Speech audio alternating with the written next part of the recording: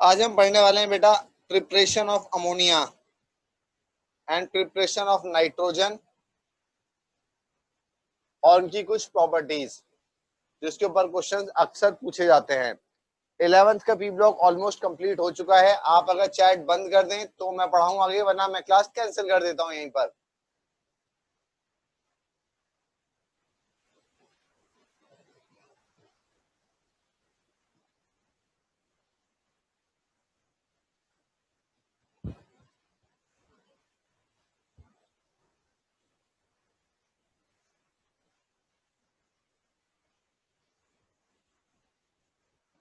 चलिए,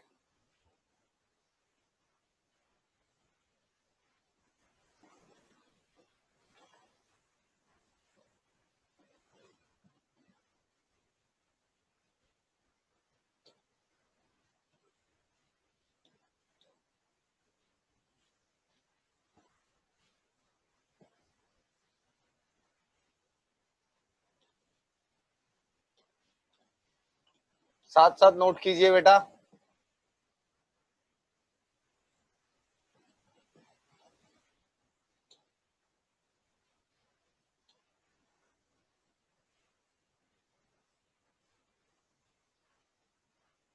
इस इक्वेशन को जानबूझ के लिख रहा हूं, प्रिपरेशन की नहीं है फिर भी, ताकि आप एक चीज कंपेयर कर सकें।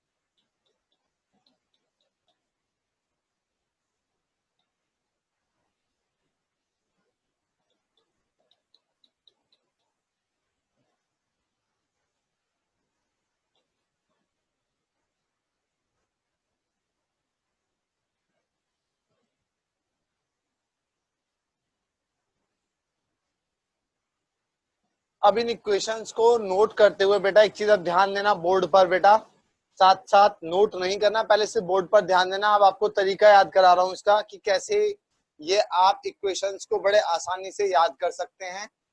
These are the preparations of nitrogen.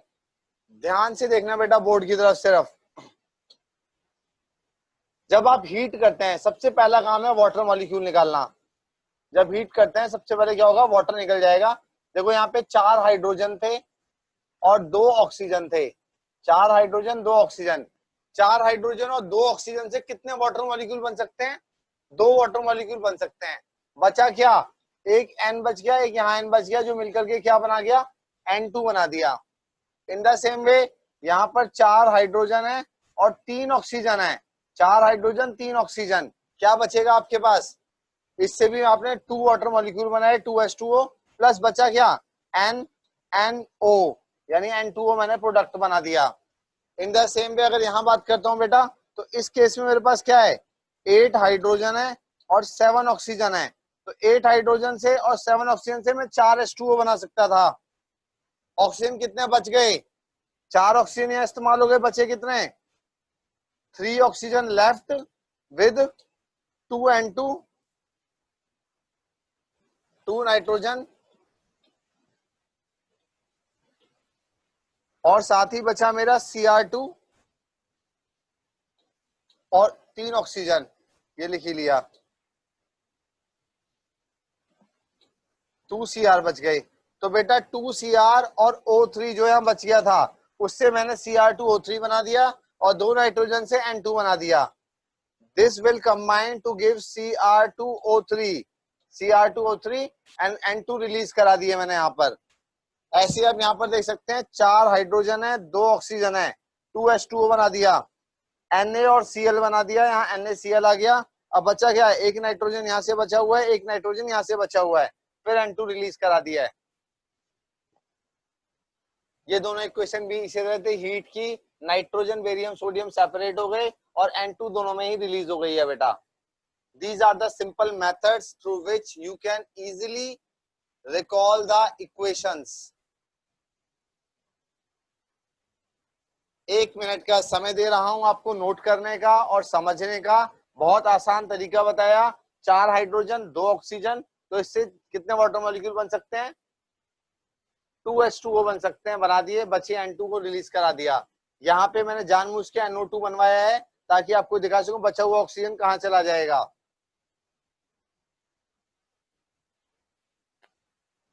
इन सभी में इफेक्ट हीट का ही है, सिर्फ हीट किया है सबको मैंने।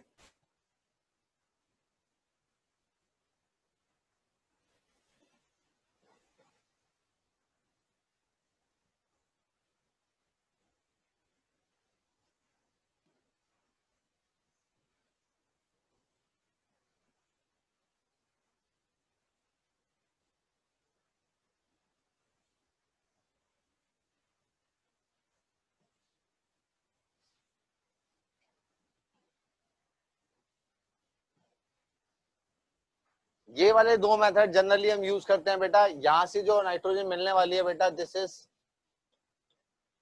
Pure nitrogen. These 2 methods are used to form pure nitrogen। NCERT में सारी इक्वेशन कवर हो गई हैं।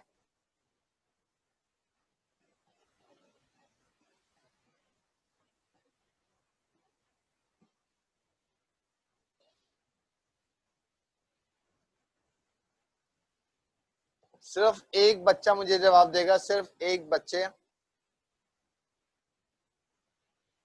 सार्थक बेटा आप मुझे बताओ, क्या मैंने फास्फोरस के ऑलोटोस पढ़ा दिए थे? व्हाइट, रेड और ब्लैक तीनों।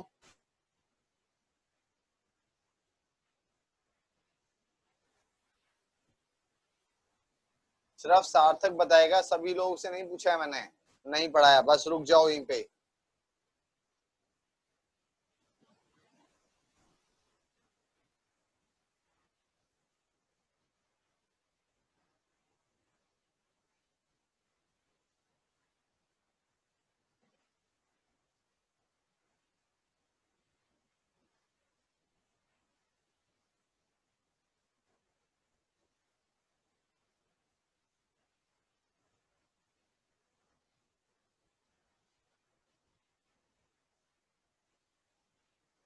चलिए नेक्स्ट चलते हैं आगे।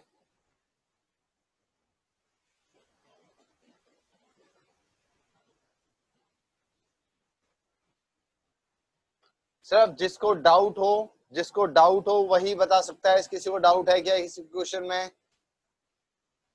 किसी को डाउट है? टेम्परेचर याद रखने की जरूरत नहीं है।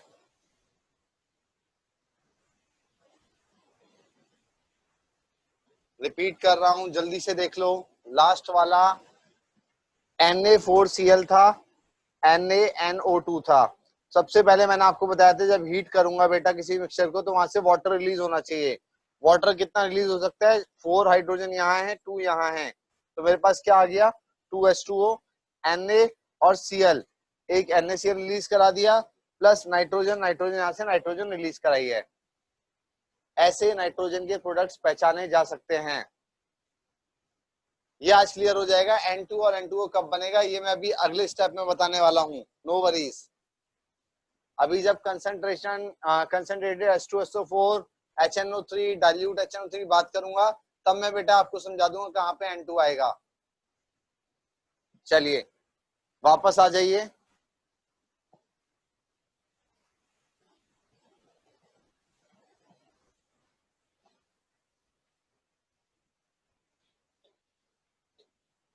जैसा आपको मैंने बताया था N सिंगल बॉन्ड N और फॉस्फोरस सिंगल बॉन्ड फॉस्फोरस। अगर स्टेबिलिटी की बात करूंगा this one is more stable.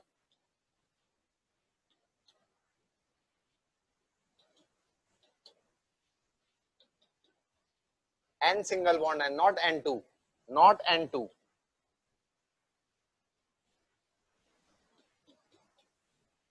Don't get confused. Don't get confused. Don't get confused. अगर N ट्रिपल बॉन्ड N और P सिंगल बॉन्ड P की strength पूछता या फिर पूछता बेटा N2 और P2 में ज्यादा स्टेबल कौन है, N2 और P2 में ज्यादा स्टेबल कौन है, तो आंसर N2 होता। But if you talking about P single bond P and N single bond N, N single bond N जब बात करेंगे तो N single bond N weak bond होगा। व्हाई? बिकॉज बेटा दोनों इलेक्ट्रोनेगेटिव इन नेचर हैं और बॉन्ड लेंथ जो है सिंगल बॉन्ड की बहुत छोटी है और यहाँ पे रिपल्शन होगा। ठीक है, जिसकी वजह से N single bond N weak bond count होता है, वीक बॉन्ड काउंट होता है। बट यहाँ पे ट्रिपल बॉन्ड जो बन गया, ट्रिपल बॉन्ड बनने से ये बहुत ज्यादा स्टेबल हो जाता है, जिसकी वजह से मैंने आपको बताया था N2 is inert in nature, N2 is inert in nature. चलिए अब आगे बात कर रहा हूं इसी के आगे।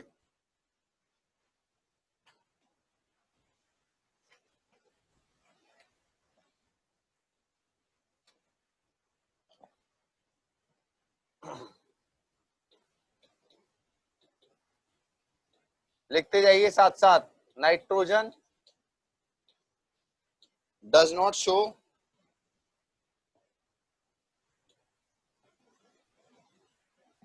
Allotropy,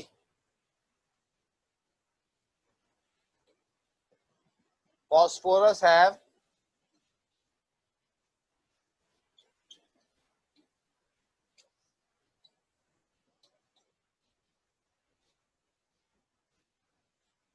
three allotropes, that is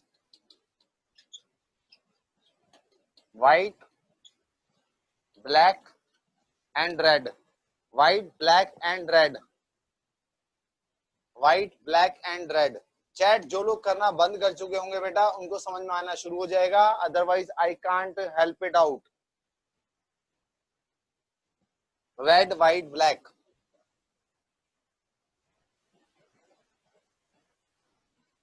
triple bond और सिंगल बॉन्ड में मैंने आपको बताया ट्रिपल बॉन्ड ज्यादा स्टेबल होता है, बॉन्ड डिसोसिएशन एनर्जी इसकी बहुत ज्यादा है, इसे तोड़ने के लिए बहुत एनर्जी चाहिए। ये बहुत वीक बॉन्ड होता है single bond N.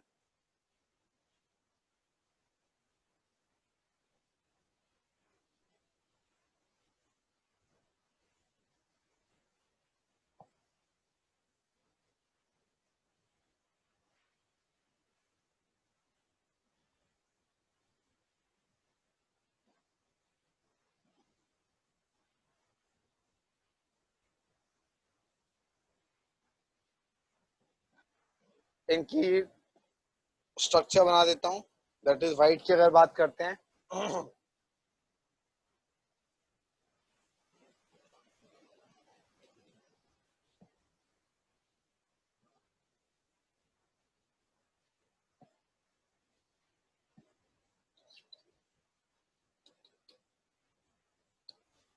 This is white phosphorus,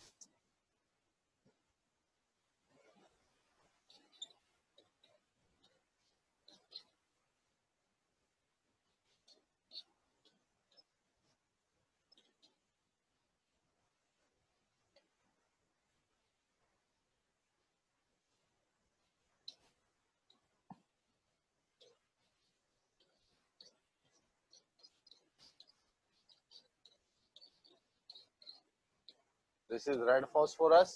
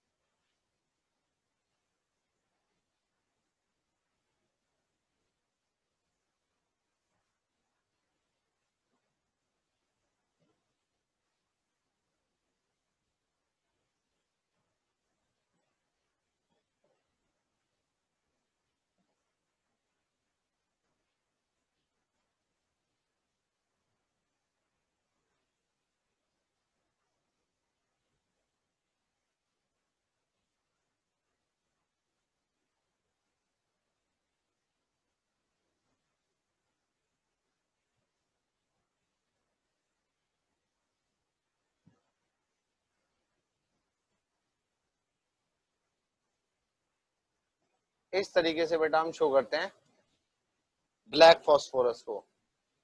यह चलता जाएगा पॉलीमेरिक फॉर्म के अंदर। This is your black phosphorus.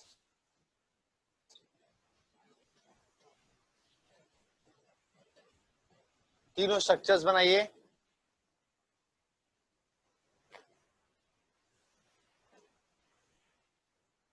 तीनों स्ट्रक्चर्स फॉर्म कर लीजिए।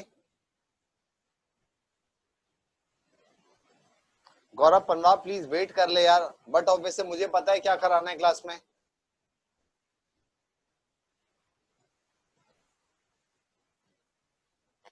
तुम लोग जो पिक्चर देखने आते हो तो ऐसे अपने पास वाले को परेशान करते रहते हो, भाई अब क्या होगा आगे, अब क्या होगा आगे, अब क्या होगा आगे। अब चल रही है देखो यार।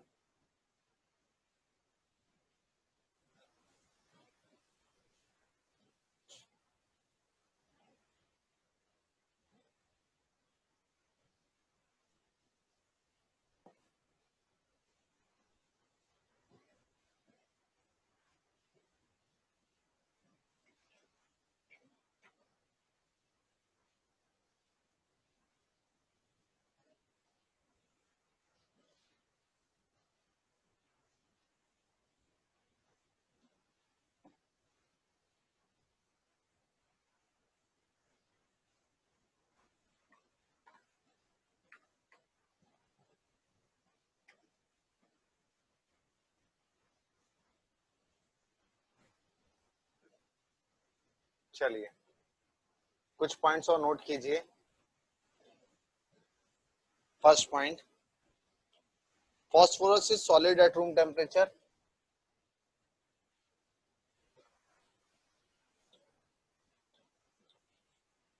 Solid at room temperature.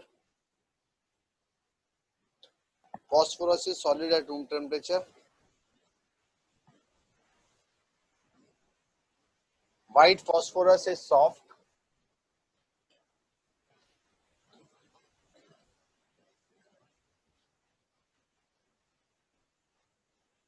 White phosphorus is soft, waxy and reactive.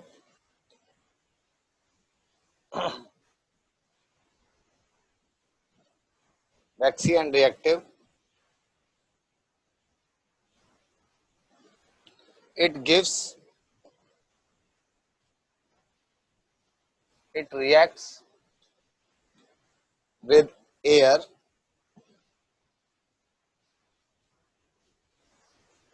reacts with moist air and gives out light, and gives out light.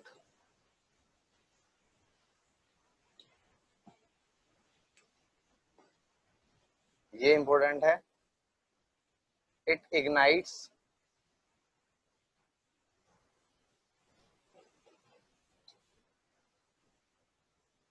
it ignites spontaneously in air.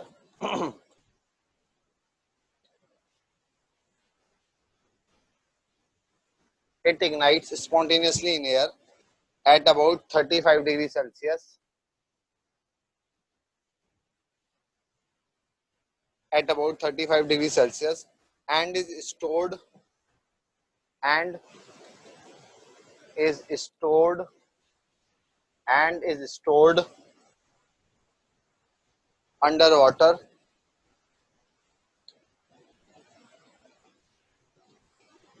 to prevent this.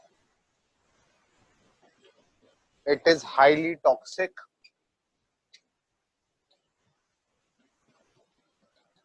ये white phosphorus की बात कर रहा हूं बेटा मैं, सभी point white phosphorus के लिए हैं। Highly toxic, exist as P4, exist as P4 tetrahedral, P4 tetrahedral molecule, tetrahedral molecule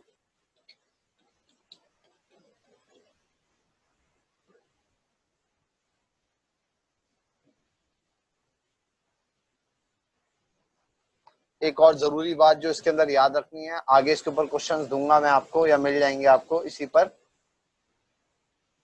tetrahedral structure,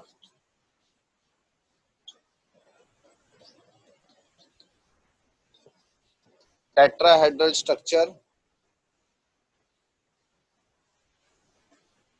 remains in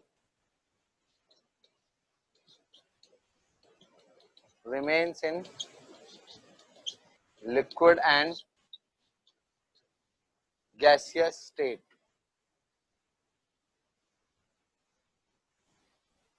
Gaseous state.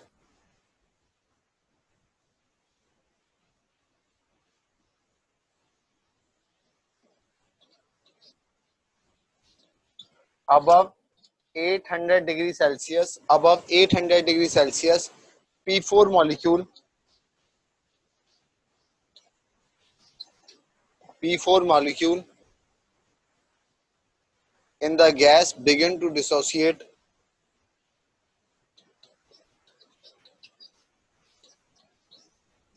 begins to dissociate in P2, in P2 molecule.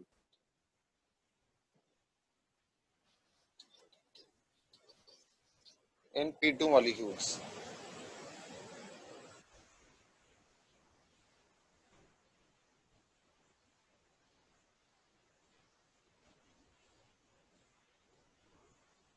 ठीक है, white phosphorus के बारे में इतनी बात जानना काफी है।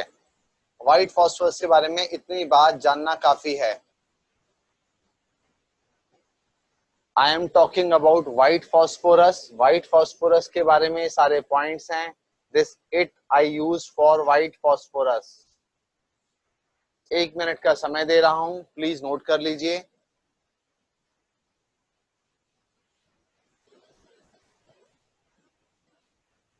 Ignites spontaneously in air. Question इसके ऊपर आता है कि कौन सा व्हाइट फॉस्फोरस का फॉर्म है जिसे हम वाटर के अंदर स्टोर करते हैं। तो this is the white phosphorus which is stored in under water, which is stored under water.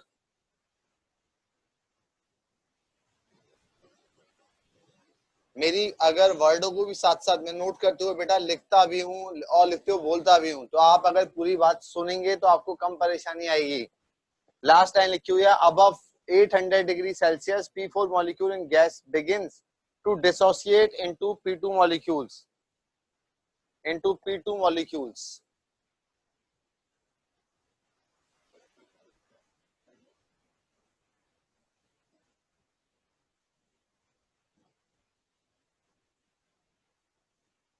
To prevent this मतलब इग्निशन को इसके रोकने के लिए।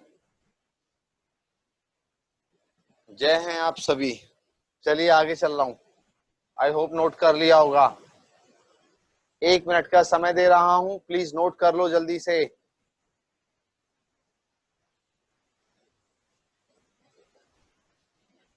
इस लाइट के लिए हाँ बिल्कुल ये शब्द आप इस्तेमाल कर सकते हैं, कैम इल्यूमिनेसेंस, कैम इल्यूमिनेसेंस। एनसीईआरटी में वर्ड दिया हुआ है। इल्यूमिनेशन का मतलब होता है बेटा लाइट, और केमिस्ट्री में कैम की वजह से आ रही, केमिकल रिएक्शन की वजह से आ रही है। That's why term is cam इल्यूमिनेसेंस।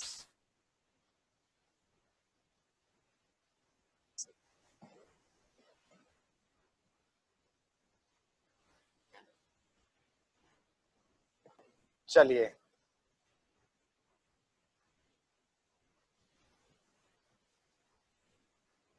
अब मैं आता हूं बेटा नेक्स्ट पॉइंट पे, that is our red phosphorus.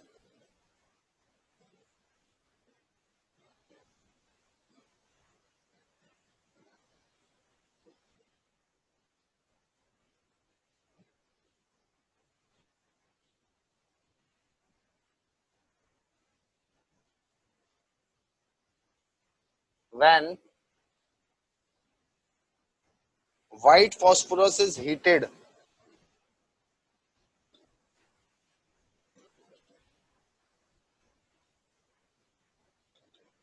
is heated to approx 250 degrees Celsius, approx 250 degrees Celsius, or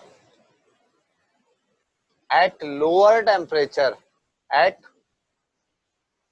lower temperature in presence of sunlight. या तो टेम्परेचर 250 डिग्री सेल्सियस होना चाहिए या सनलाइट की प्रेजेंस में कम टेम्परेचर पे भी काम चल जाएगा. Then red phosphorus is formed.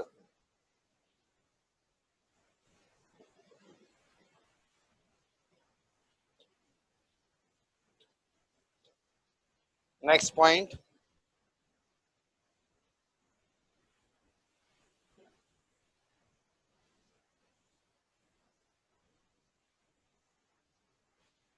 this is a polymeric solid.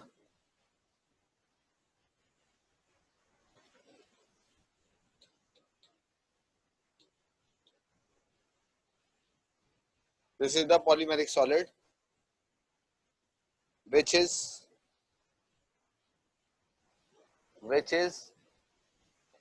much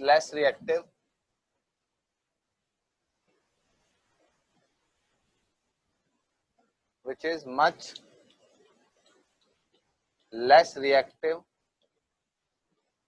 than white phosphorus.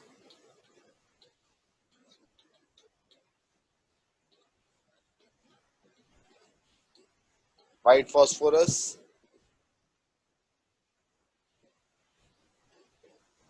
it is stable in air,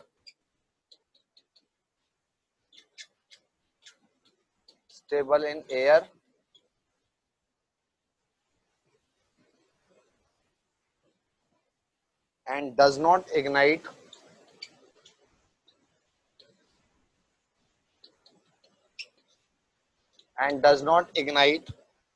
unless it is heated to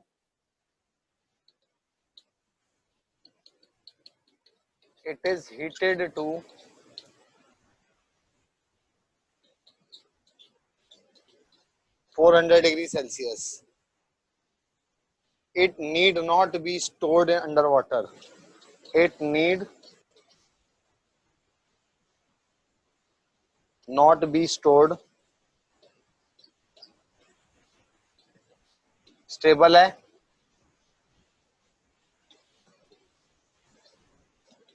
under water.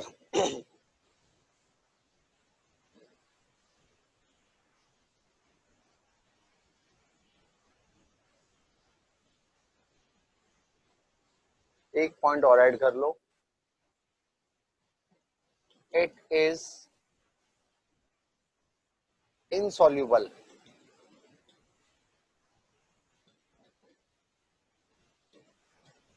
organic solvent.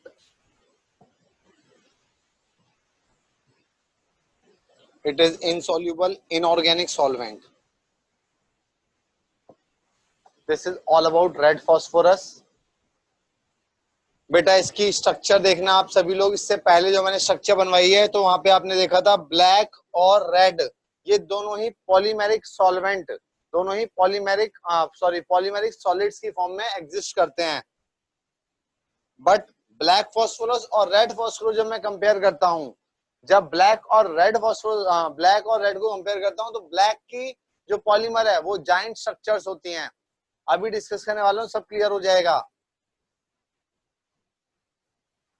Polymeric मतलब बेटा एक से ज्यादा मॉलिक्यूल हो, एग्जिस्ट करते हो.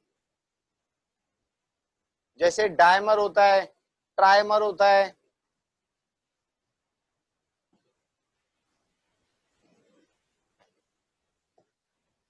एक minute का समय दे रहा हूं, जल्दी नोट कीजिए, उसके बाद मैं नेक्स्ट स्लाइड पर चला जाऊंगा.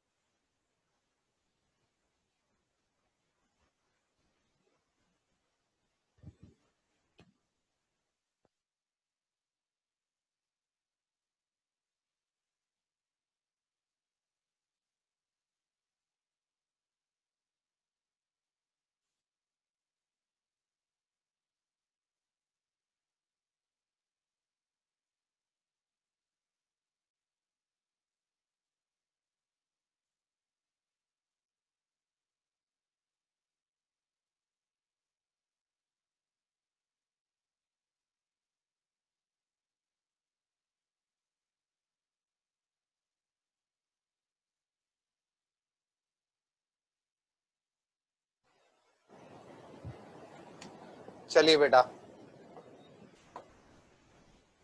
Last is black phosphorus.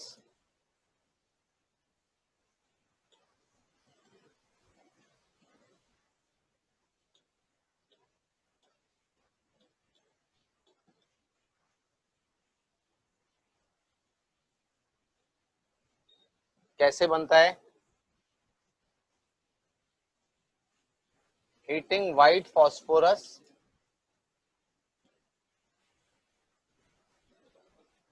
Heating white phosphorus under high pressure,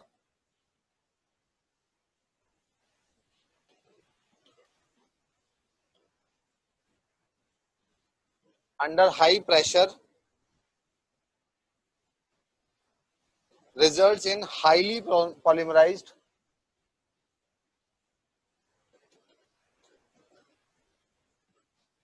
highly polymerized, highly polymerized form of phosphorus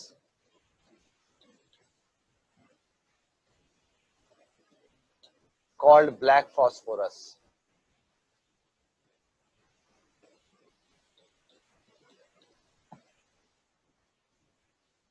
This is thermodynamically, this is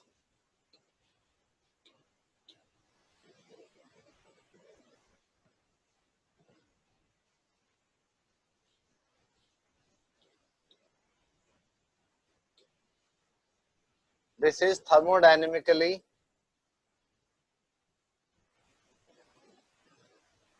most stable allotrope.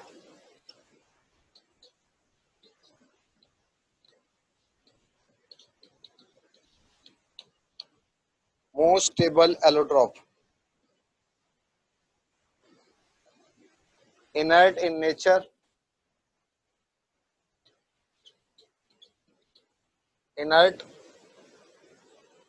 and has layer structure.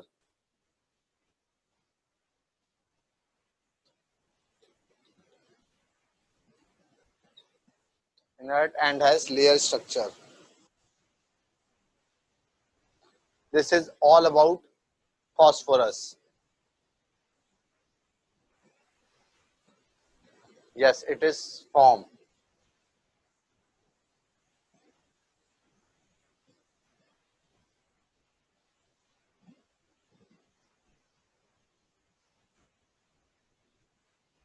Understood है यार इतना तो। हाँ, like graphite solid है of course बेटा। आप ये भी समझ सकते हैं, आपने एक लाइन सुनी होगी, एकता में बल है। जितने ज्यादा मॉलिक्यूल के क्रिस्टल साथ में होंगे उतनी ज्यादा स्टेबिलिटी आएगी। If you talk about molecules among solid liquid gas, तो गैस के अंदर सबसे दूर दूर होते हैं तो वहां पे स्टेबिलिटी कम होती है, सॉलिड में ज्यादा होती है। If you talk about black phosphorus, तो वहां पे P4 की बहुत सारी, P6 की बहुत सारी यूनिट्स आपस में इंटरलिंक्ड है, जो जाइंट स्ट्रक्चर्स बना रही हैं, तो स्टेबिलिटी सबसे ज्यादा ब्लैक फॉस्फोरस में होगी। थर्मोडायनेमिकली स्टेबल का मतलब बेसिकली, जैसे आपको याद होगा, मैंने आपको बताया था डायमंड और ग्रेफाइट के बीच में कंपैरिजन करते हैं। Graphite is thermodynamically more stable then diamond. Thermodynamically more stable का मतलब क्या होता है बेटा? जब ये बनेगा तो हीट रिलीज ज्यादा हुई थी।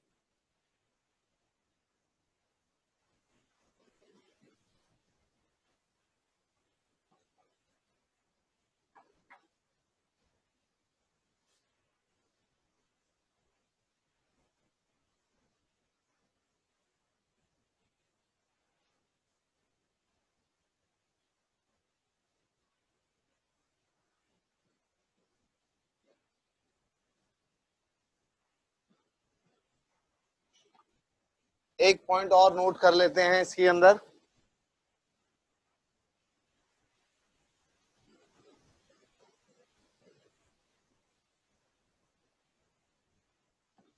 इस ब्लैक फॉस्फोरस की भी बेटा 2 टाइप्स हो सकती हैं। नोट कर लीजिए, 1 मिनट का समय दे रहा हूं।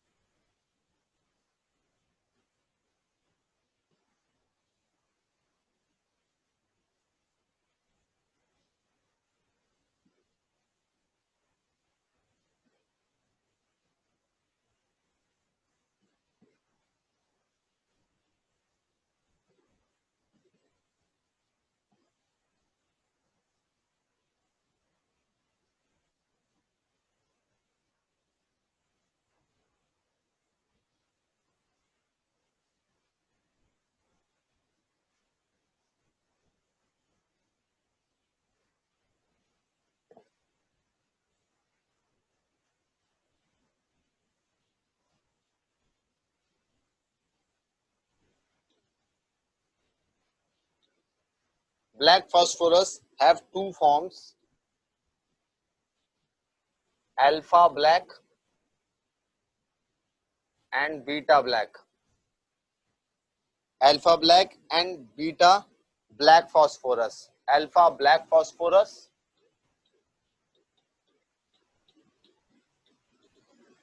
and beta black phosphorus.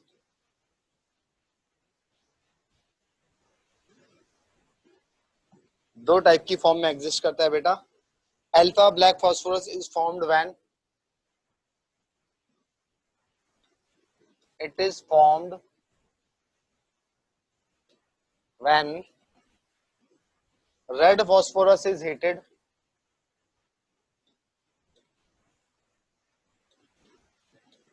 red phosphorus is heated in a sealed tube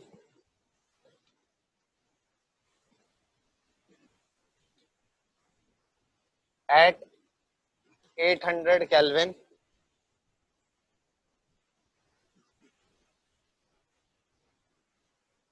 It does not oxidize in air. बस ये याद रखना.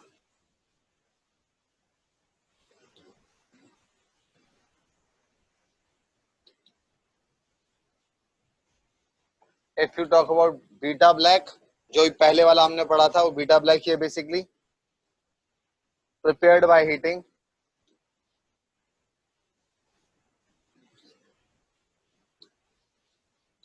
Heating white phosphorus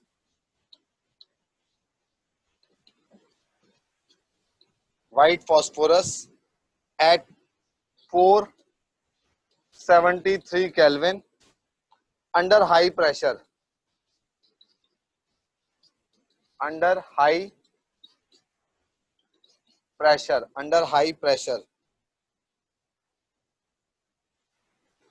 ठीक है, बस इतना. इससे ज्यादा आपको जरूरत नहीं है कुछ भी पढ़ने की ऑलोट्रॉप्स के बारे में है.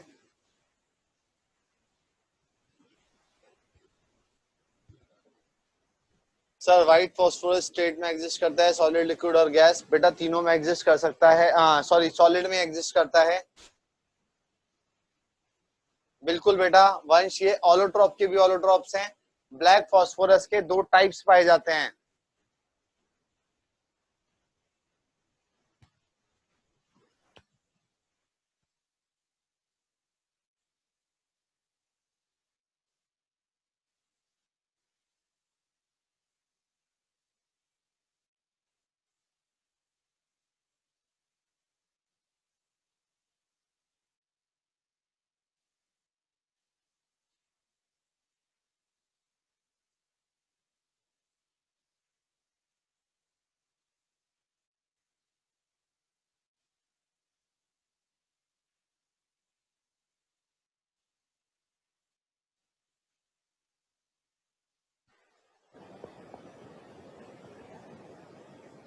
चलिए नेक्स्ट चलते हैं आगे बेटा हम लोग. अब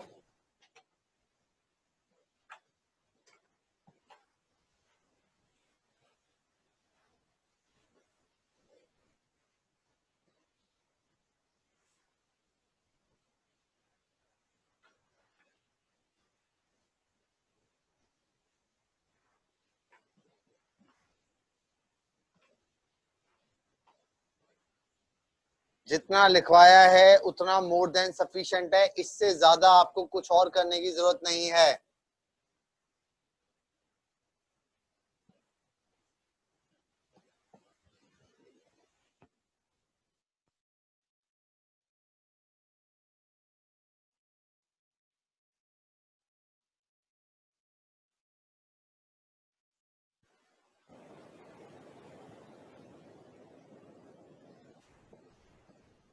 चलिए नेक्स्ट टॉपिक पे आ रहा हूं बेटा, अमोनिया.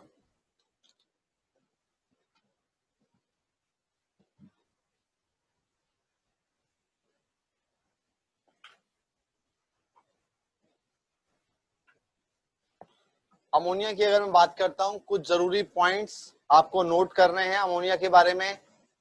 मैं एनसीईआरटी से काफी आगे चीजें करा रहा हूं आपको बेटा.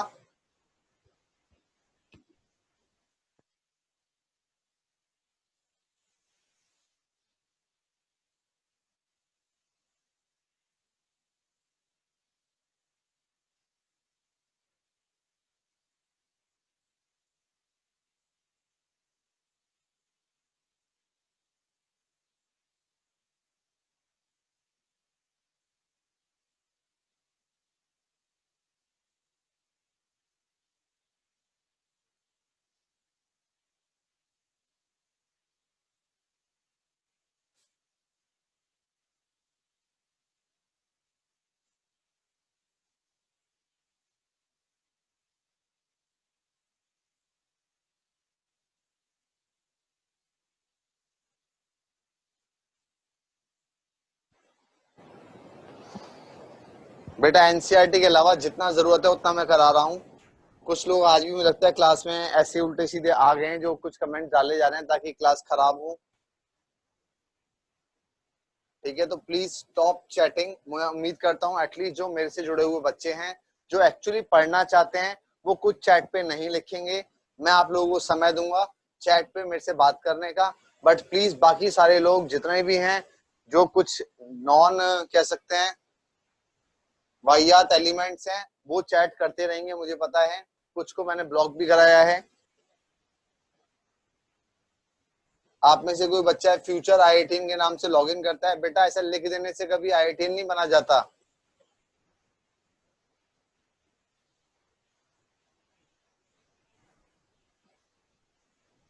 चलिए,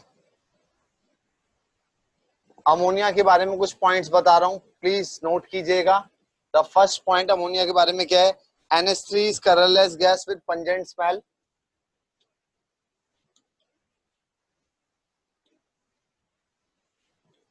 Colorless gas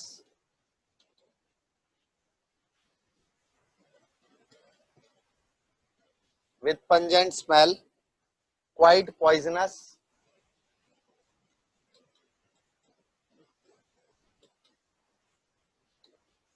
Quite poisonous.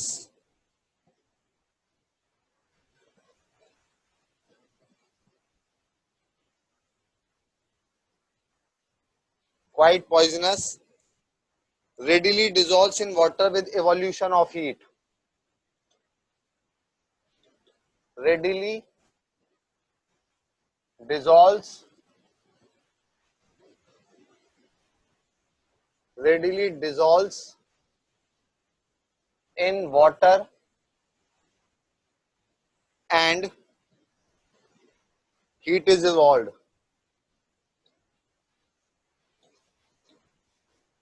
Heat is evolved.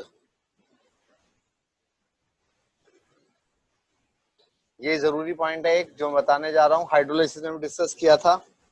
In solution, in solution ammonia forms ammonium hydroxide, forms ammonium hydroxide, ammonium hydroxide, that is NH3 plus H2O gives NH4 plus OH minus, NH4 plus OH minus। अगर इन्हें combine के product बनाना चाहूं तो ये ammonium hydroxide NH4OH बन जाएगा।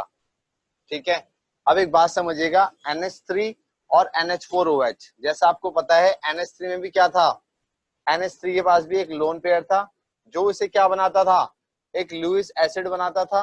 एक क्या बनाता था? लुईस एसिड बनाता था। ऑब्लिक ये एक Bronsted sorry Lewis base, sorry बेटा लुईस बेस, साथ ही ब्रॉन्स्टेड बेस भी है। As it can donate lone pair as well as accept proton, accept proton. और ये जो प्रोडक्ट बन रहा है बेटा इसमें भी OH नजर आ रहा है। It is also a slightly basic in nature, slightly basic in nature.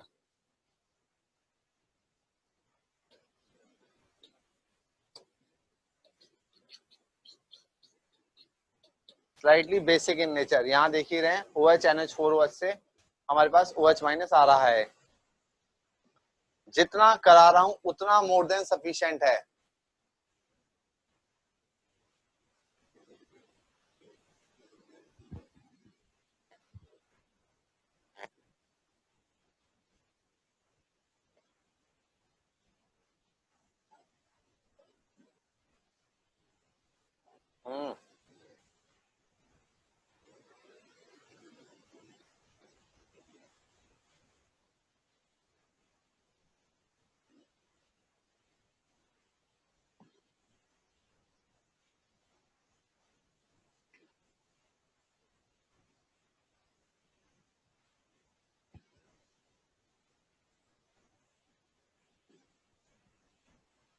बेटा दोनों हैं, लुईस बेस भी है और ब्रॉन्स्टेड बेस भी है।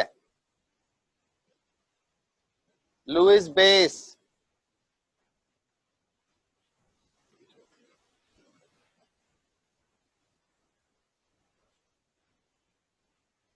Lone pair,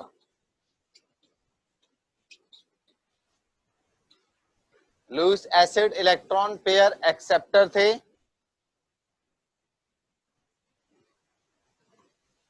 Brønsted acid proton donor होते हैं, बेस प्रोटॉन एक्सेप्टर होते हैं।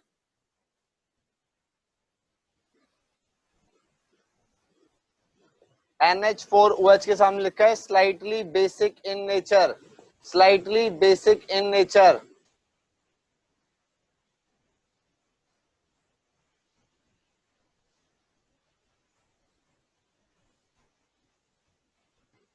चलिए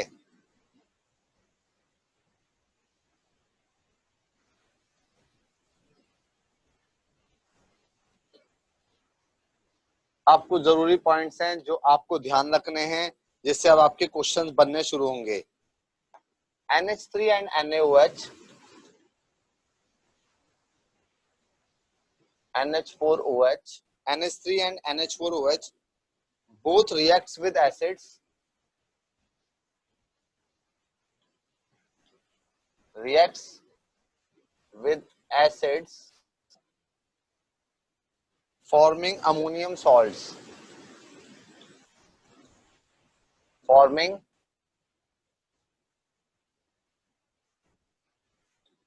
ammonium salts, forming ammonium salts.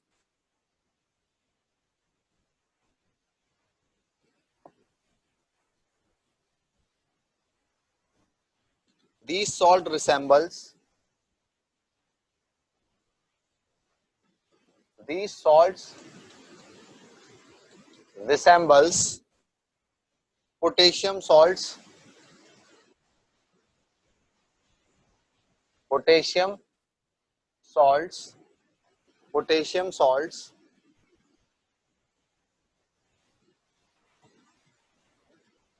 potassium salts in solubility, in solubility and in their crystal structure.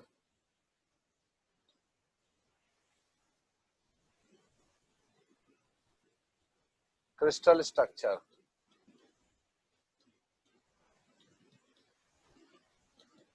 बस क्लाइमैक्स आने वाला है बेटा, क्यों ये सब चीजें लिखवा रहा हूं आपको मैं, इससे बहुत एक जबरदस्त चीज निकल के आएगी कि क्या कैसे कैसे क्वेश्चन कितने इजी हो जाएंगे हमारे लिए। ठीक है, हैव पेशेंस, प्लीज नोट करते रहिए।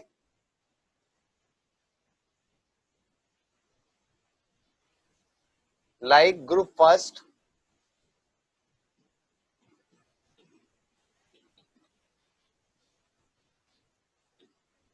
like group first, ammonium salts are typically colorless.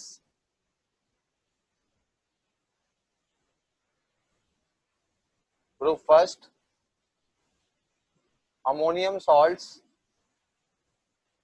are typically colorless.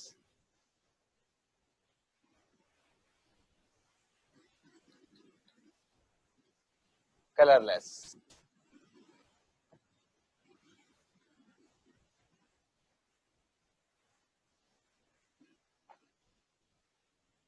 एक चीज इक्विलिब्रियम से याद दिलाना चाहूंगा आपको, इसे नोट करना चाहो तो नोट करना, नहीं तो मत करना, आपके ऊपर है। देखो बेटा, अगर मैं एक एसिड लेता हूं Ha, एक बेस लेता हूं BOH, तो बेटा प्रोडक्ट क्या बनेगा, AB plus H2O, AB plus H2O। ये वाला जो Ha है, इससे मैंने रिप्रेजेंट किया बेटा एसिड को, BOH रिप्रेजेंट किया मैंने बेस को। तो AB जो पार्ट है, इसके अंदर दो पार्ट्स आ रहे हैं, एक पार्ट आ रहा है बेटा एसिड से और दूसरा पार्ट आ रहा है बेस से। ठीक है, तो आपने आयनिक इक्विलिब्रियम में चार टाइप के केसेस पढ़े होंगे। First, strong acid and strong base. Second, strong acid and weak base. Third, weak या strong base and weak acid, and fourth one is weak base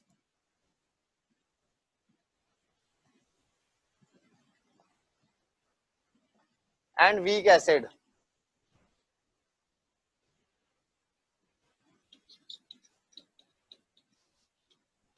ये चार केसेस पढ़े थे कि ए और बी, जो ए पार्ट आ रहा है, अगर मैं बात कर रहा हूं किसकी बेटा, NH4Cl की, NH4Cl की, NH4Cl में ये कैसे बना होगा, ये बना होगा बेटा NH4OH की, या तो मैंने रिएक्शन कराई होगी किसके साथ में, HCl के साथ में, तो ये प्रोडक्ट आया होगा।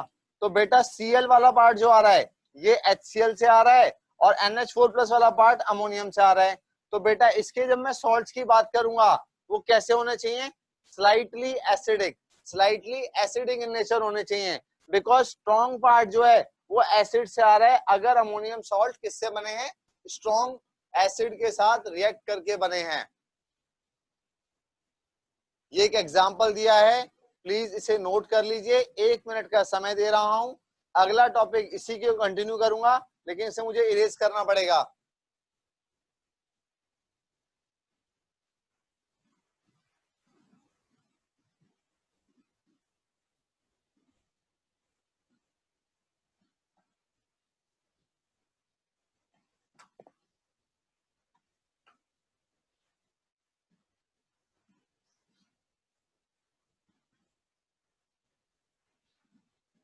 चलिए रिपीट कर रहा हूं,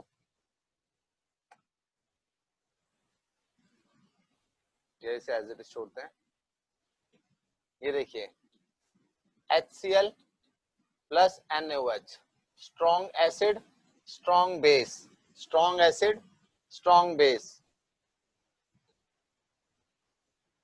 it gives NaCl plus H2O। ये जो सॉल्ट है, अब इसको कंपेयर करो, Ha plus BOH gives AB plus H2O। ये A part comes from acid, B part comes from base. अगर मैं इसे लिखता HCl प्लस NH4OH गिव्स, ये देता NH4Cl प्लस H2O। इस केस में Cl आया है स्ट्रॉन्ग एसिड से, ये क्या था, स्ट्रॉन्ग एसिड,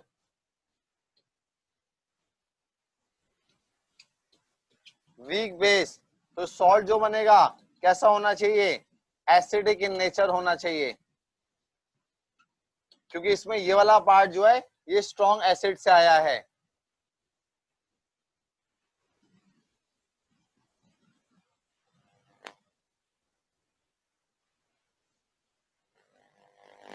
क्लियर है, चैट पे आप लिख सकते हैं क्या ये स्टेप क्लियर है बेटा, सभी को मौका दे रहा हूं।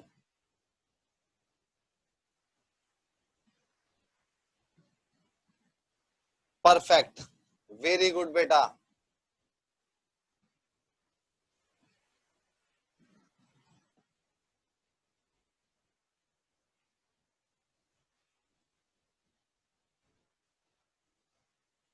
अगर इसकी जगह बेटा मैं कोई वीक बेस वीक एसिड ले लेता हूं, सपोज मैं ले लेता हूं CH3COOH और यहाँ पे मैं NH4OH लेता हूं, तो मेरे पास क्या प्रोडक्ट बनेगा, पहली बात तो आपको H और OH निकाल करके वाटर बनाना है, और ये क्या बन जाएगा NH4CH3COO। तो ये वाला पार्ट क्या होगा, वीक एसिड वीक बेस से आएगा, वीक एसिड वीक बेस से आएगा।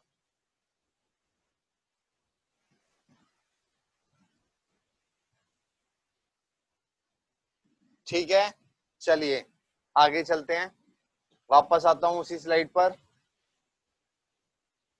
इरेज करना चाहूंगा इसे।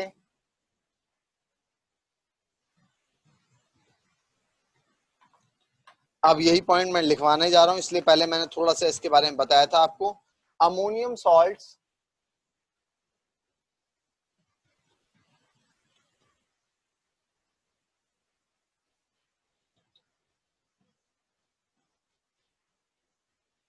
Are slightly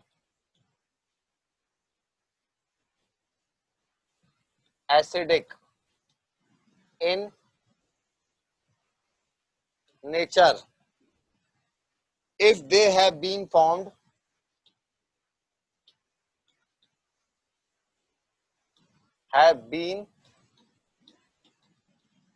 formed with strong acids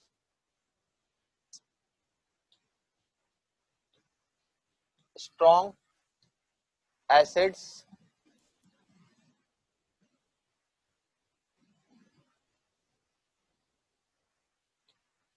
acids such as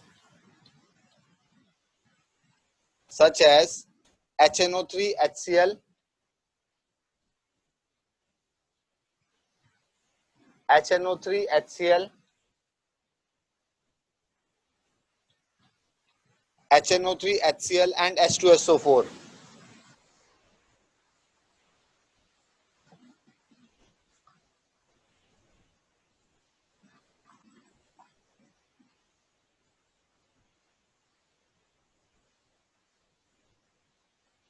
अब जो बात लिखने जा रहा हूं बहुत ज्यादा, मतलब इसके ऊपर क्वेश्चन बेटा बहुत पूछे जाते हैं, फ्रीक्वेंटली आज क्वेश्चन इस टॉपिक के ऊपर आने वाले हैं। अब जो बताने जा रहा हूं ये लाइन लिखिएगा please. Ammonium salt decomposes ammonium salts decomposes ammonium salts decomposes quite readily on heating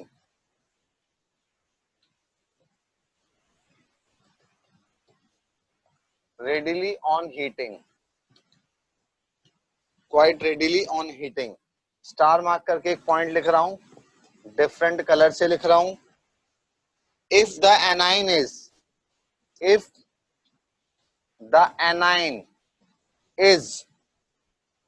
not particularly oxidizing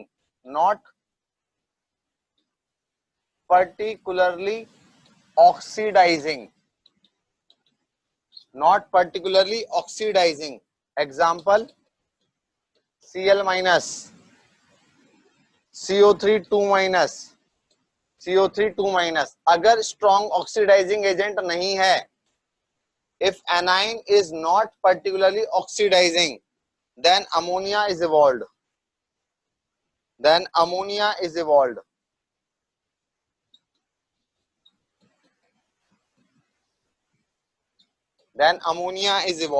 for example अगर मैं NH4Cl ले लूं NH4Cl ले लूं और इसे हीट कर दूं तो बेटा यहां से NH3 प्लस HCl रिलीज होगा। अगर मैं इसकी जगह NH4 होल ट्वाइस SO2 ले लूं NH4 SO4 सॉरी,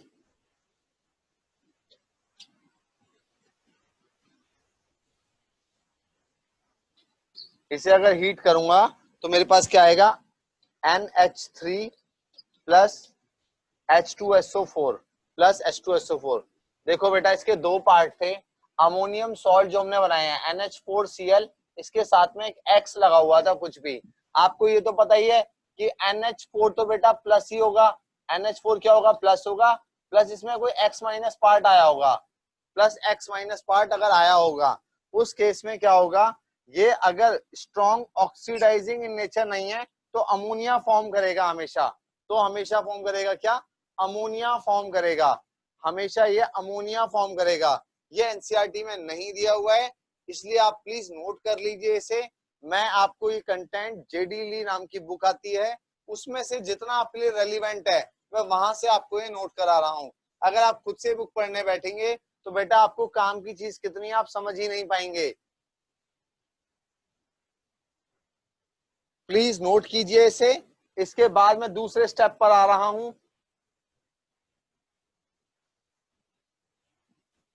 ये पॉइंट नोट हो गया है अमोनियम सॉल्ट वाला, जल्दी बताइए फर्स्ट पार्ट किसे हटा रहा हूं मैं,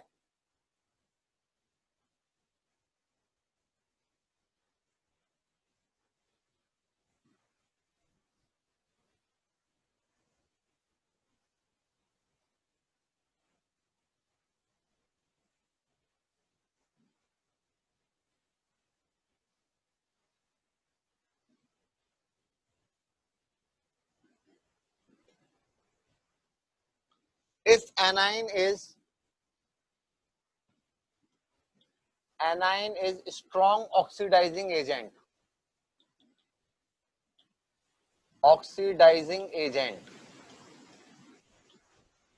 strong oxidizing agent like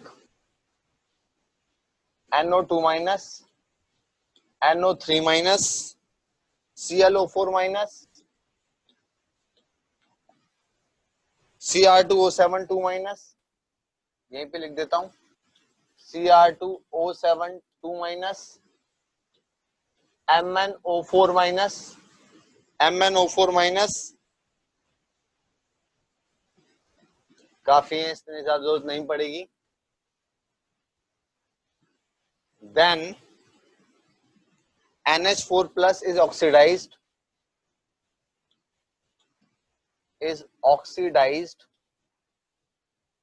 to N2 and N2O, N2 and N2O, N2 and N2O,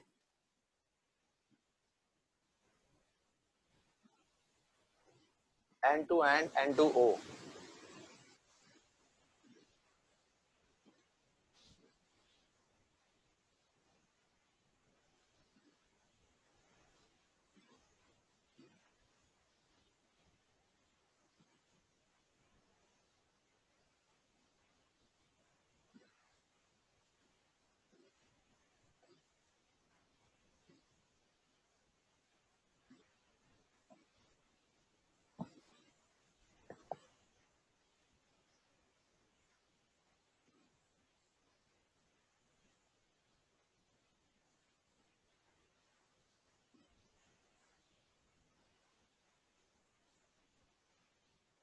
देखो जरा इसका क्या मतलब था बेटा,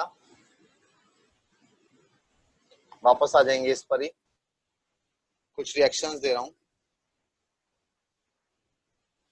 NH4NO2, NH4NO2 को अगर मैं हीट करता हूं तो मैंने आपको क्या बताया था, वाटर निकालना है सबसे पहले, तो यहां से आपके पास 2H2O रिलीज हो गए प्लस बेटा N2 रिलीज हो गई।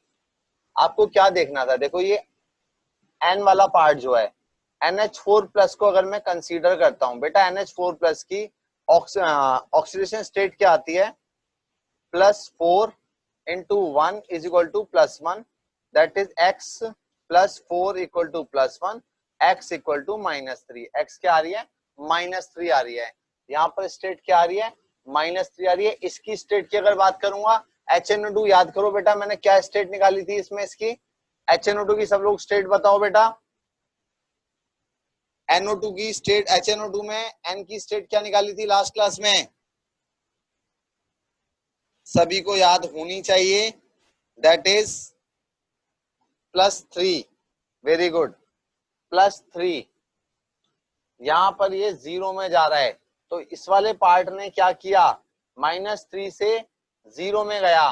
-3 से जब ये 0 में गया है, -3 से जब ये 0 में गया है, तो इसका बेटा रिडक्शन हुआ है या ऑक्सीडेशन हुआ है, इसका रिडक्शन हुआ है या ऑक्सीडेशन हुआ है, ऑक्सीडेशन हुआ है ऑफ कोर्स।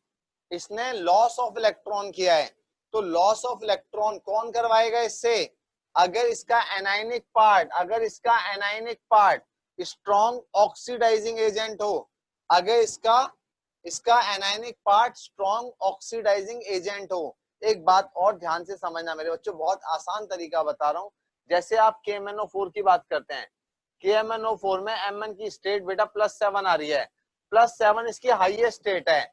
ये हमेशा इसके अलावा क्या करेगा, ये हमेशा गिरना ही है। अगर एसिडिक मीडियम लूंगा तो ये Mn+2 में चला जाएगा, अगर मैं न्यूट्रल मीडियम लूंगा तो बेटा इसमें चला जाएगा, ये चला जाएगा Mn+4 में चला जाएगा। अगर मैं इसके लिए बेसिक मीडियम लूंगा तो ये चला जाएगा Mn+6 में चला जाएगा। तो आप क्या देख रहे हैं, इसके पास कोई और ऑप्शन ही नहीं है, इसके पास कोई और ऑप्शन ही नहीं है +7 से नीचे स्टेट गिराने के अलावा। तो MnO4 KMnO4 को हम क्या मानते हैं, एक स्ट्रॉन्ग ऑक्सीडाइजिंग एजेंट मानते हैं। In the same way K2Cr2O7 भी आपने पढ़ा हुआ है क्लास 11th के अंदर, आपने ये स्टोइचियोमेट्री में पढ़ा होगा शायद, या रिडॉक्स में पढ़ा होगा, इसका एन फैक्टर जब हम बात करते थे स्टोइचियोमेट्री के अंदर, तो यहाँ पर इसका एन फैक्टर 5 होता था, इस केस में इसका एन फैक्टर 3 होता था, और इस केस में इसका फैक्टर 1 होता था। ठीक है,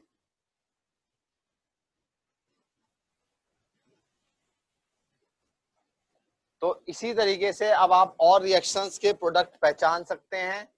लेट सपोज मैं एक और रिएक्शन ले लेता हूं। अगर हम लोग रिएक्शन लें बेटा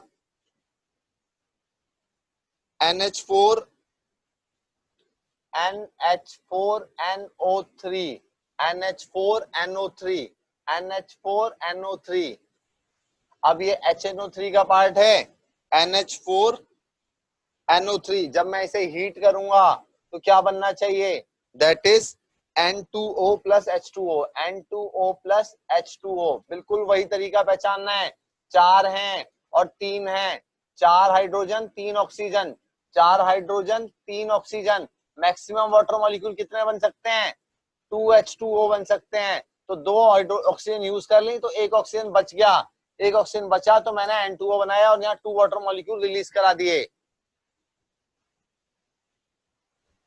इज दैट पॉइंट क्लियर बेटा? जल्दी बताओ मेरे बच्चों।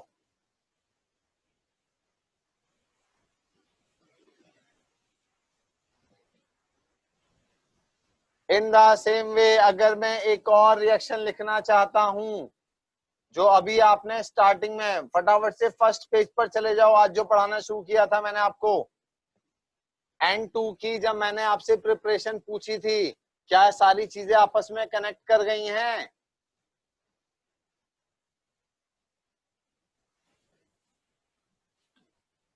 अगेन मैं एक और एग्जांपल लेने जा रहा हूं, that is NH4 whole twice Cr2O7 gives, बिल्कुल बहुत आसान तरीका समझाया बेटा, किसी किताब में नहीं मिलेगा आपको कि यहाँ पे हाइड्रोजन कितने हैं, 8 हाइड्रोजन हैं, ऑक्सीजन कितने हैं, 7 ऑक्सीजन हैं, तो वाटर मॉलिक्यूल 4 H2O रिलीज करा दूं, 4 H2O रिलीज हुआ, बचे कितने, यहाँ से 2 Cr बच गए सर, और यहाँ से 3 ऑक्सीजन बच गए, तो Cr2O3 बना दिया मैंने, दैट इज Cr2O3, मैंने यहाँ पर Cr2O3 बना दिया,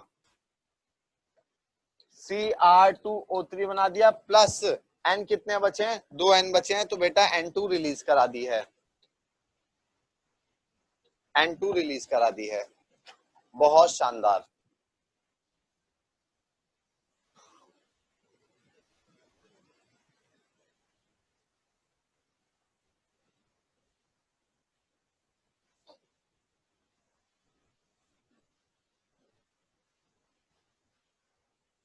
जब मैंने पढ़ाना शुरू किया था बेटा, तो मैंने अपना टाइम रिकॉल किया था कि मुझे सबसे ज्यादा समस्या कहाँ आती थी।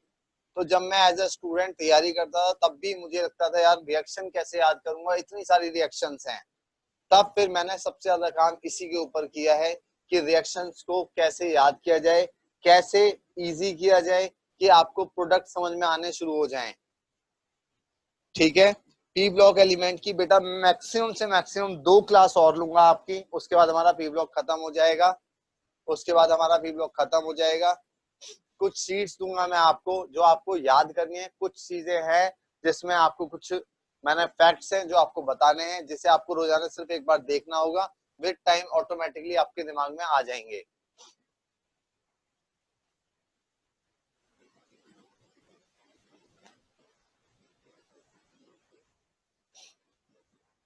इनऑर्गेनिक की कोई रेफरेंस बुक बच्चों लेने की जरूरत नहीं है, जितना एक्स्ट्रा देना है उतना एक्स्ट्रा मैं आपको अपने आप दे दूंगा।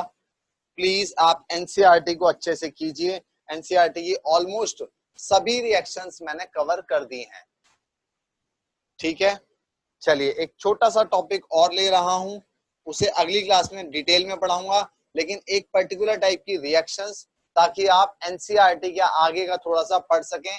एनसीईआरटी में ग्रुप 15 पूरा पढ़ के आना, नेक्स्ट क्लास में पूरा कंप्लीट कर कर आना, जो भी चीजें छोटी मोटी रह गई होंगी वो कंप्लीट कर दूंगा, और नेक्स्ट क्लास में ग्रुप 16 स्टार्ट करूंगा। चलिए वेट करते हैं, कुछ लोग अजीब से क्लास में एंटर हो जाते हैं, उन्हें लगता है वो मुझे डिस्ट्रैक्ट कर लेंगे, लेकिन लास्ट क्लास में मैंने आपको बताया था बेटा मेरे पास जिम्मेदारी और डिस्ट्रैक्शन है, तो मैं जिम्मेदारी पे ज्यादा फोकस करूंगा। कोई कुछ भी लिखता रहे मुझे फर्क नहीं पड़ता है।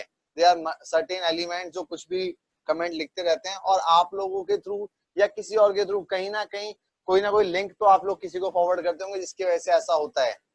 But anyways I don't care about this, please यहाँ पर ध्यान दो बेटा।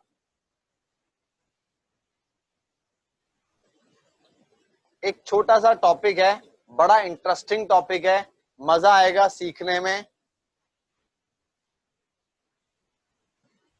देवांशी जोशी मेरे बच्ची, आपको अभी कुछ नहीं करना, तो क्वेश्चंस के लिए मैं आपको शीट्स दे दूंगा, अभी एनसीईआरटी कंप्लीट कर डालो बेटा अच्छे से। देखिए जरा HNO3 की रिएक्शंस बता रहा हूं मैं, reactions of HNO3, reactions of HNO3। Nitric acid की रिएक्शंस को कैसे याद करना है, बहुत आसान तरीका बताने जा रहा हूं बेटा, प्लीज समझिएगा। देखिए HNO3 बेटा डाइल्यूट हो या कंसंट्रेटेड हो, डाइल्यूट हो या कंसंट्रेटेड हो, डाइल्यूट हो या कंसंट्रेटेड हो, जब भी मैं इसकी मेटल के साथ रिएक्शन कराऊंगा, जब भी मैं किसी मेटल के साथ इसकी रिएक्शन कराऊंगा, तो एक प्रोडक्ट हमेशा बनने वाला है, दैट इज MnO3। ये हमेशा बनेगा ऑलवेज। रेस्ट प्रोडक्ट हम पहचान लेंगे। अगर एक प्रोडक्ट मुझे अच्छे से पता लग गया ये तो बनना ही बनना है, तो बेटा अगले प्रोडक्ट पहचानने बहुत आसान है। जैसे अगर मैं बात करता हूं बेटा CuHNO3, Cu प्लस HNO3, तो एक प्रोडक्ट तो मेरे पास बनने वाला है CuNO3 whole twice, CuNO3 whole twice. और अगर Cu प्लस HNO3 एक बार मैं ले लेता हूं डाइल्यूट, एक बार मैं ले लेता हूं कंसंट्रेटेड, तो दोनों ही केस में प्रोडक्ट ये कॉमन आने वाला है CuNO3 होल ट्वाइस। आगे क्या बनेगा उसे बाद में डिस्कस करूंगा। पहली चीज जो आपको याद रखनी है दैट इज HNO3 किसी भी टाइप के मेटल से रिएक्ट करेगा तो मेटल नाइट्रेट बनाएगा, मेटल नाइट्रेट बनाएगा। अब मेरे पास कुछ केसेस बनते हैं, मेरे पास कुछ केसेस बनते हैं। देखो या तो मेटल लेस रिएक्टिव हो सकता है, या तो मेटल बेटा लेस रिएक्टिव हो सकता है, या मेटल क्या हो सकता है मोर रिएक्टिव हो सकता है। हेडिंग क्या है बेटा, जस्ट ऐसे लिख लो, रिएक्शन ऑफ HNO3 फंडे। जस्ट टू रिकॉल, आपको एक बार में एनसीईआरटी में रिएक्शन देखोगे खुद ब खुद प्रोडक्ट लिख दोगे क्या प्रोडक्ट आने वाले हैं।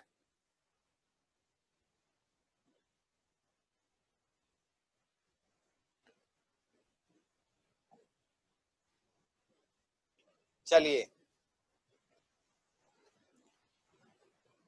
अगर मैं मोर रिएक्टिव मेटल्स ले लूं, लाइक सोडियम ले लूं, जिंक ले लूं, एटसेट्रा, ग्रुप फर्स्ट एलिमेंट के कोई भी ले लूं, उस केस में क्या होगा, अगर मोर रिएक्टिव एलिमेंट है, मोर रिएक्टिव लेट्स सपोज मैं जिंक की ले लेता हूं, प्लस जिंक के साथ में जब मैं बात करता हूं डाइल्यूट HNO3 की, डाइल्यूट HNO3 की जब मैं रिएक्शन कराऊंगा तो एक प्रोडक्ट तो बेटा ये बनना ही है, that is ZnNO3 whole twice plus, अगर डाइल्यूट यानी आपको लिखना क्या है, more reactive metal plus dilute HNO3 always gives a product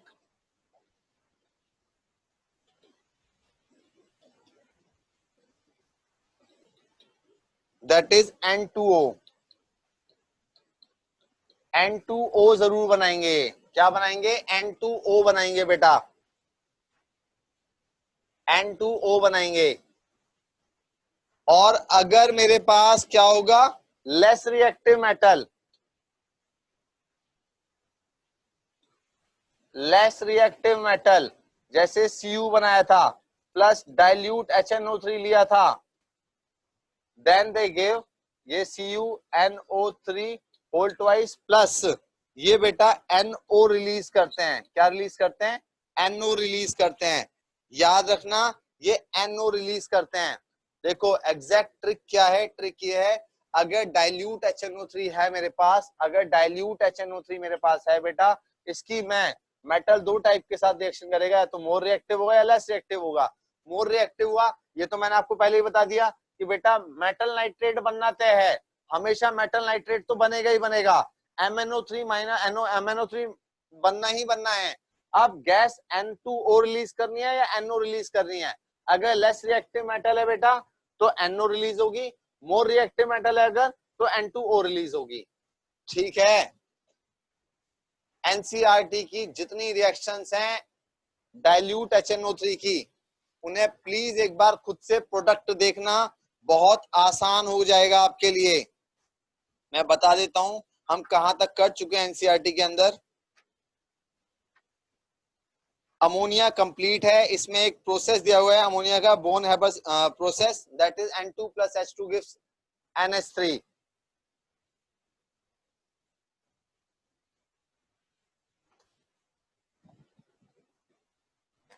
always gives a product that is N2O। यहाँ पे N2O प्रोडक्ट यहाँ पर आ रहा है ये।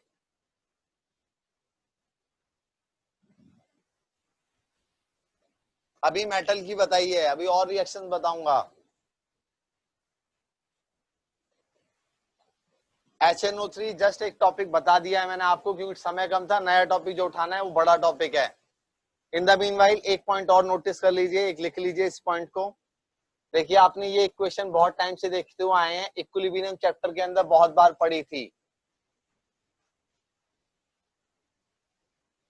ठीक है, N2 plus 3H2 gives 2NH3, N2 plus H2 gives 3NH3। ये अमोनिया की प्रिपरेशन है, जहां पे हम हेबर्स प्रोसेस के अंदर इसको देखते हैं। इसमें एक सिंपल सा एक टॉपिक छोटा सा आया हुआ है जो पिछली क्लास से रिलेटेड है, high pressure would favour the formation of ammonia. Le Chatelier principle, Le Chatelier principle आपको याद होगा। देखो बेटा इस साइड में रिएक्टेंट साइड में number of moles of reactant is equal to 4 है, 3 प्लस 1 4, इस साइड में 2 हैं, 2 मोल्स ऑफ प्रोडक्ट। तो आपने पढ़ा था प्रेशर इंक्रीज करने से, प्रेशर इंक्रीज करने से रिएक्शन वहां जाती है where number of moles are less.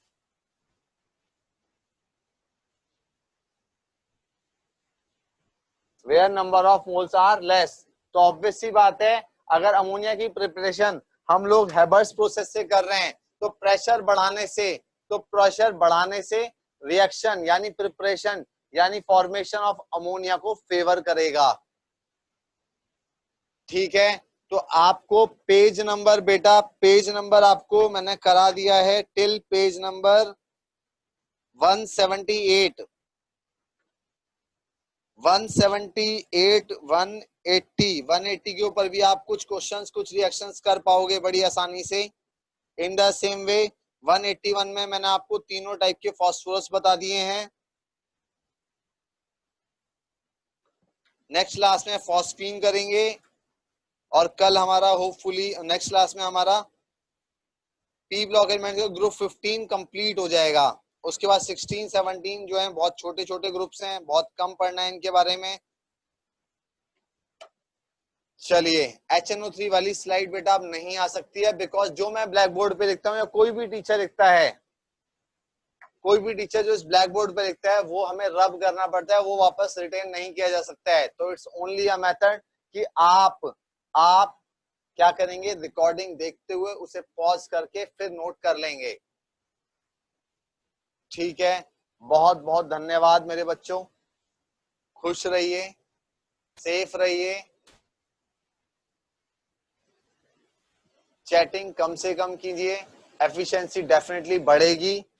आज का एक मूल मंत्र देकर जा रहा हूं।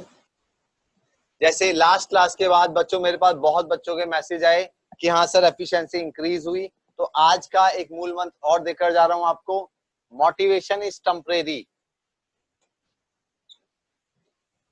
Motivation is temporary. Inspiration is for ever.